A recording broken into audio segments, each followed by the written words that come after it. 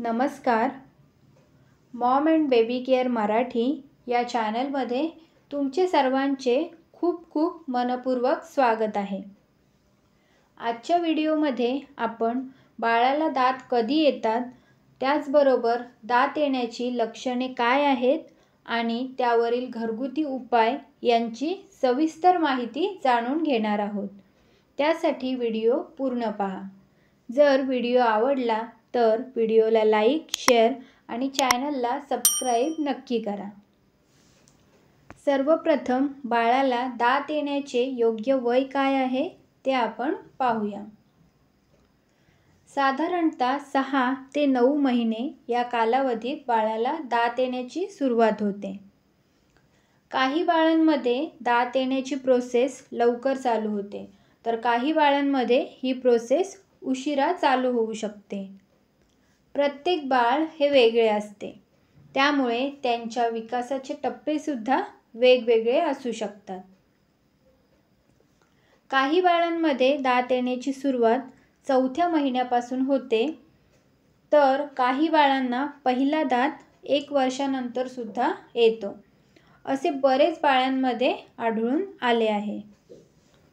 Ideally 4 ते 12 महिने या दरम्यान केव्हाही बाळाला पहिला दात येऊ शकतो. जर बाळ 1 वर्षाचे झाले तरीसुद्धा बाळाला दात येत नसतील तर डॉक्टरांचा सल्ला घेणे आवश्यक आहे. आता बाळाला दात येत आहेत हे आपण कसे ओळखायचे, याची लक्षणे काय आहेत हे पाहूया. तोंडातून सतत लाळ येणे, हिरड्या सुजणे व लाल होणे, हिरड्यांना वेदना होणे. हिरड्यांमध्ये वेदना होत असल्याने बाळ शांत झोपत नाही व खूप चिडचिड करते.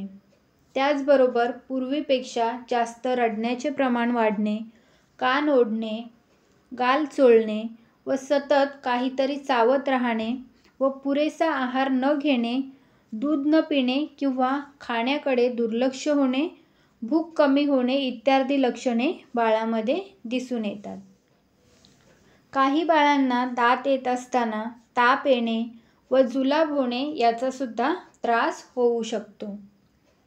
बाळाला दात येत असताना बाळ खेळणे व आजूबाजूच्या सर्व गोष्टी तोंडात घालत असतं. त्यामुळे पुरेशी स्वच्छता न राखल्यामुळे बाळाला पोटदुखी, जुलाब व ताप इत्यादी त्रास होऊ शकतो. त्यामुळे बाळाच्या आजूबाजूचा परिसर स्वच्छ ठेवा. बाळाची खेळणी रोज स्वच्छ पाण्याने धुवून पुसून मगच बाळाला द्या. बाळाचे हात स्वच्छ ठेवा व हातात हँडग्लोव्ज घाला. सर्वात महत्त्वाचं म्हणजे बाळाच्या आहाराकडे विशेष लक्ष द्या.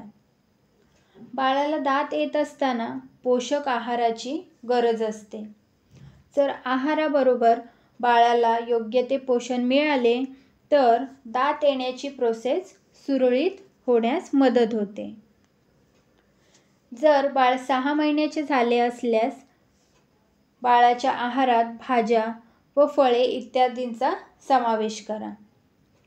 वेगवेगळ्या भाज्या व फळे यांची प्युरी बनवून बाळाला खायला द्या. त्याचबरोबर भाताची पेज, डाळीचे पाणी, फळांचे रस इत्यादींचा बाळाच्या आहारात समावेश करा.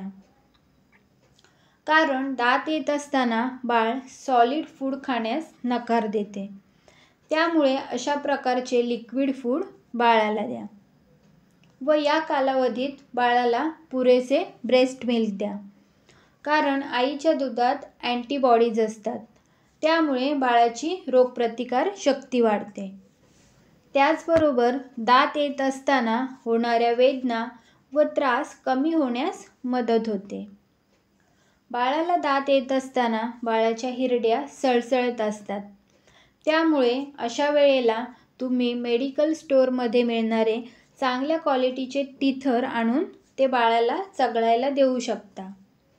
त्याचबरोबर कॉटनचा स्वच्छ कपडा थंड पाण्यात भिजवून तो बाळाच्या हिरड्यांवरून फिरवू शकता. यामुळे बाळाच्या हिरड्यांना आराम मिळण्यास मदत होते. फ्रेंड्स, जर तुम्ही अशा प्रकारे बाळाची काळजी घेतल्यास बाळाची टीथिंग प्रोसेस वेदनाविरहित व सुरळीत नक्कीच होईल. आय होप तुम्हाला आजचा व्हिडिओ आवडला असेल.